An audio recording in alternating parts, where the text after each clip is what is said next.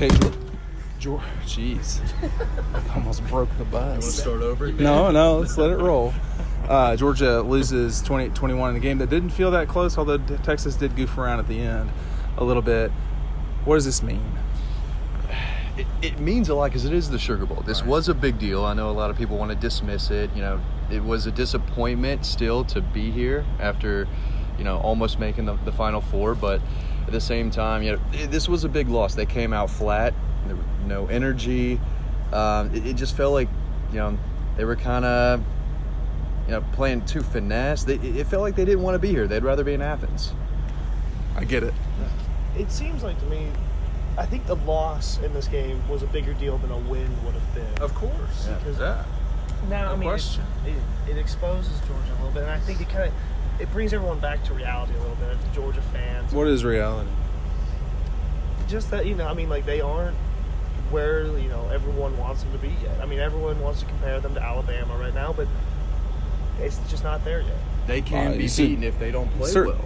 That's probably a better way to look at it, because the last time I watched Alabama and Georgia play the last two times, they looked pretty damn close to me. This wasn't the same Georgia team that was out there. That's exactly right. Missed a lot on defense. No excuses a lot for the of tackles. offense. I mean, I'm not going to – Rich LeCount did not tackle well. I mean, if he stops Ellinger on the goal line there, he shot the gap. It looked like he had him. And even before that – No, that's not – I mean, Sam Ellinger should win that head-to-head, but I'm just saying. That he played a lot better than I thought. I know, Dylan, you've been talking about him for a while. You know him a little bit.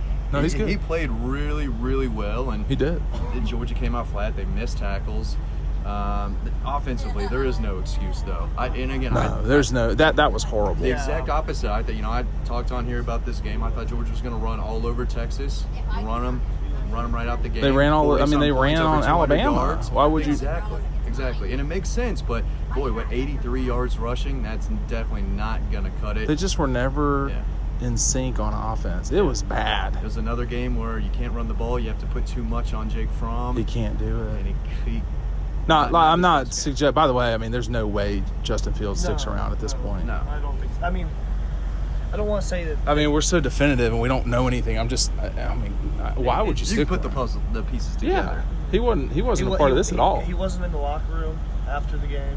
Okay. So he didn't speak to the media at all. I don't blame him for that. I don't. But even guys like Luke Ford, who is thinking about transferring, was in there and got a lot of questions about that. Just an update, by the way, on Luke Ford. Said he is thinking about transferring, and it's just between Illinois and Georgia.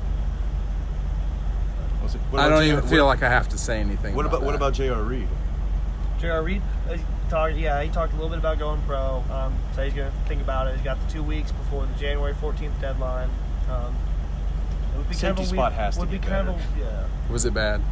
See, you're up top. We're on the field. I mean, that's the thing that's so hard. I thought Elijah played pretty well, generally speaking. Elijah ran hard. DeAndre Swift, he just had a really bad night. I mean, if Swift has a decent night, even maybe things are slightly different. I don't know. That was bad. That was bad. The first fumble, you could kind of see him on the sidelines. He was really upset with himself. And then he fumbled again. They got the ball back. But, boy, after that second time he put it on the ground, he was not feeling it. So in any sport, you can only dig so much of a hole for yourself, no matter how damn good you are. Yeah. And for Georgia tonight to it was a quick hole. Yeah, and so I was like, well, there's still plenty of time, but they just didn't do well on offense at all. And a lot of it was Texas, for sure. That one offensive drive where they looked great. Yeah. And I think globally speaking, Georgia can still lose games that are against tough teams that essentially are not in Sanford Stadium. Right. The conversation I had with someone who has been around the block a little bit, I said, are you panicking or concerned or anything? They were like, no. I said, why? I go, why? They go, because, and they said something I always talk about, which is recruiting. He said, do you think it really, but they are stacking up kids left and right at a way that the only clip matching them is Alabama. This is not affecting recruiting this game. Oh, I know that, but what I mean to say is, there were a ton of young kids. David Wilson played a lot. Aziz Ojolari played a lot. That's my boy, Marietta. Well, he's got to finish that tackle. That was a great play by Ellinger, though. No, it was. A great play. It was. Aziz still has to finish that, and he will. There's a lot of promise there. This is a Texas team that lost to Maryland. Yeah. Barely beat Kansas. Barely beat Baylor, lost to Oklahoma So Texas was ready, fight, the whole thing. They were ready to roll. They were this physical. was They came here with a plan. They executed. No doubt. They played their ass off. They did. They played great. And Georgia didn't. They came out flat. Yeah. No energy, no emotion. The effort really wasn't there like it was. You could see it against Alabama. They came ready to play. Yeah, they played and they ass off. typically come ready to play. I mean, Yeah. think about the Florida game, the Kentucky game. I mean, the Georgia's South usually Carolina getting game. off to a fast And they start. just were missing the parts that they needed. I wonder if Baker would have liked to have played in the game now, looking backward on What it. was the bigger miss, Baker and maybe Jordan Davis, DeAndre Walker, or was it Mel Tucker? Oh, no, it was the players. I think Jordan Davis being out That was hurt huge. the most. I mean, you look at the pre kind of Jordan Davis days when he wasn't playing like at all or much at all, and I mean it looked reminiscent of that. To That's me, right. At least. Devonta White played well, but Julian Rochester is just getting. It seems like he's getting worse. But the defense continued to give the team the ability to win the game. Yeah. I mean, it's not like they just fell flat. The defense was like, okay, whenever y'all want to score to get They only this gave up thing down to 28 7. points, but I know. and And some of them were gifts. Time of possession too. Texas, they got Georgia to go 3 and out a little bit, and they ran the ball. They didn't- Effectively. Effectively, they made sure that Georgia wasn't going to put up 40-something points on them. What I was most surprised about was that, I mean, the defense we kind of expected a little bit of drop off. Like we said, you're missing DeAndre Walker. There's no excuse for the offense. Monty Rice. You're missing Jordan Davis. Like you expect a little bit of a drop off, but the offense. Right. I mean, the offensive line moved Alabama at will. I don't. That's the part that's hard and to. And I was like, okay, if they can do that against Alabama, then they should be able to do that against Texas even better. And they, Up top, I noticed Isaiah Wilson did not have a great game. He got beat a few times. Lamont Galliard also got beat quite a bit in the middle there. Here's the other perspective, though, too. Oklahoma took care of Alabama one year in the Sugar Bowl, just like beat them by maybe 15 or 14, whatever it was. I remember very clearly the Sugar Bowl with Alabama and Utah. But they laid an egg on that one. There's no one hitting the panic button here. It was a bad loss, but the end of the year's over, and they're promising 2019. This team could still be really, really good next year. This was a bad loss for Georgia, bad loss for the conference. No one's hitting the panic button. It was a bad game. It was. A loss. Well, no, I mean, people are going to push the panic button because that's what people do. Yeah, but I don't think they should. I wouldn't go that far. it doesn't change the trajectory. Well, that was the point of the conversation that I had, and I was not the one saying it. It was one of these things where they I don't know why this is so loud right now, but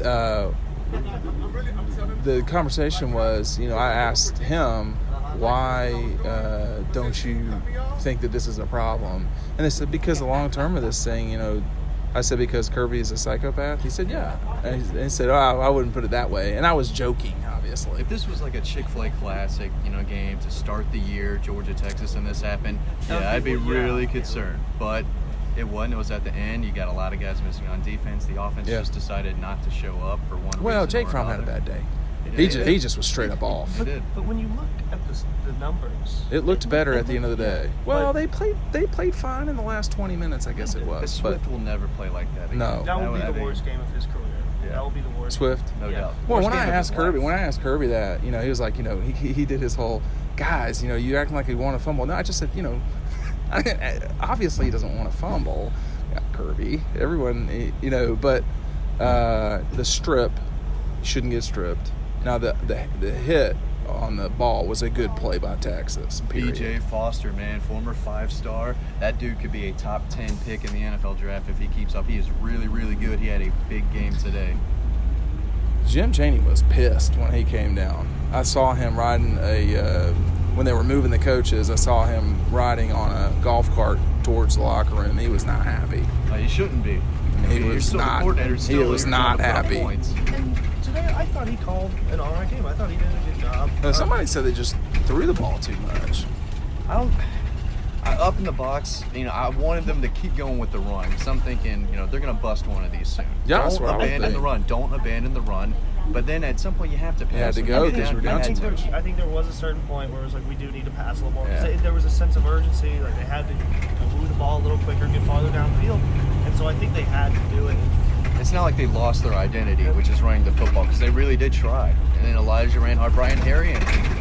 Brian Harrion hard. really played well. Yeah, he did. I thought. They just couldn't get that run game going, and then too much pressure on Fromm to really throw him back in the game. And he tried. They did well pressuring him. They got, I mean... He told me that, Fromm told me that they mixed it up a lot. They confused him. You know, that Big 12 defense. But no, they really played well, man. They did. But the thing about really it is that, you know, some of the balls that were not caught have to be caught. Holloman, Ridley. I mean, these are easy balls. 2 and 3 catches that were drops. I don't know that. In games like this, and then you couple that with Fromm being off a little bit, and then you see why Georgia gets down 20-7. But there were a couple throws that should have been made. In games like this, you have to go up and make a play on the ball. I was waiting for a receiver to make a play. Who made a play tonight for Georgia? Ridley made a play. He wasn't on the ground, and he kind of took off. It was late in the first half. That was about the only play any of the receivers That was made. Holloman, wasn't it? It was Ridley? Okay. Yeah. Holloman did not have a great game. And again, they didn't really get Miko involved at all other than that touchdown. They are going to have to. They're going to have to. I don't know why we're riding the bus back. This bus might fall apart by the time we get it. It's New Orleans. It is what it is. I can't take any more of that. Going. I mean, even though the photo room smelled like a bar, I mean, it smelled like smoke. It was disgusting. Like it was disgusting. I could go on it was about the disgusting. elevators, but we'll go back to the game. Well, they're going to have to win big games and big moments like they did last year. And they can do it, and they have done it. Well, I know, but it is becoming increasingly important that this not become a thing. Now, this was not like those moments at all. But they are going to have to win the national championship sooner than later. Because that's the only thing that's missing. They'll get their chance at Alabama next December. Yeah. And people will eventually forget about this. The national media probably won't. The anti-SEC people will hold on to this for a long time. Yeah, and then there's a growing sentiment of anti-Georgia, or at least it feels like it, with... Players didn't really help with the whole tweeting and stuff. No question. From the Texas people I know, there is a growing sentiment. They were what? There is a growing sentiment of, like, anti-Georgia. Yeah, anti-Georgia or anti-SEC Alabama? They go together. Did you not? Do you remember when Oklahoma cheered SEC last year? Yeah. And they lost the game? Yeah. I mean, Texas was flirting with disaster for that themselves just for a second or two there tonight. Yeah.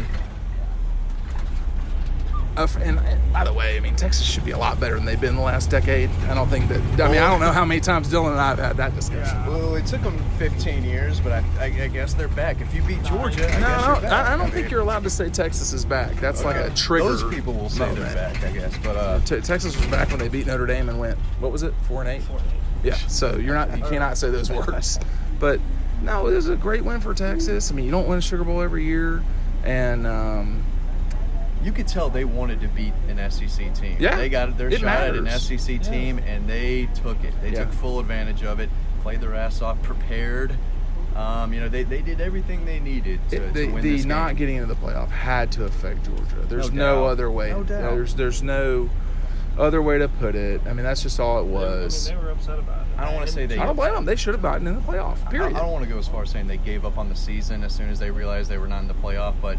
Yeah, they're letting their heads down a little bit and saying, I mean, I don't know. It was a bad. It had to be tough. It was a tough loss. I don't know. It was a bad loss. It wasn't good. Yeah. I mean, when you were a double-digit favorite like that, that's. You know what? That is embarrassing a bad loss. for a little bit. It was embarrassing. The score made it look better than it was at the end of the day. Well, the score is what it is, though. It is. But Texas dominated that game. They did. Yeah. And they won. Yeah. They did, and the thing about it is though, if you're UT, you got to close that thing out too. I mean, they had chances the whole third and fourth quarter, and they didn't do it. Yeah. And Georgia's not going to stop. They are not going to stop. Yeah, they tried getting cute and just running the ball and trying to run the clock out, and it almost came back to haunt them. Right, you're taking an onside kick with a few seconds to go. But they certainly dominated the first quarter for sure. Yeah. And maybe there were parts of the third. I can't remember. Well, thanks to the punter. I've never seen a punter just almost single-handedly take the team out of a whole quarter. That was really bad. The shank, and then where he takes the knee on the ball. I mean, it was. The snap was very bad on that too. It was, and it was just. This is the all of the details add up. See, that's inevitably in life and in sports. All the details add up, and all the details will add up for Georgia in the future too. They added up tonight. They did. Okay, we will catch y'all on the flip side. We've got signing day coming up. Yeah, but more recruiting stuff. I'm telling you, the players are getting better that are coming in. Well, the younger guys got to play better than they did tonight. Yeah, they did. It should be a fun couple next 6 weeks leading up to signing day. Lots of good stuff on Dog Post. Dylan will be in San Antonio for that fiasco. Yeah. Listen, it was a fun year. It was a fun year. It was a fun year, but from our perspective, for me, there was a moment in this season before the LSU game when I was like, man, this year could not end quick enough. Crucial. They had to have that bye week.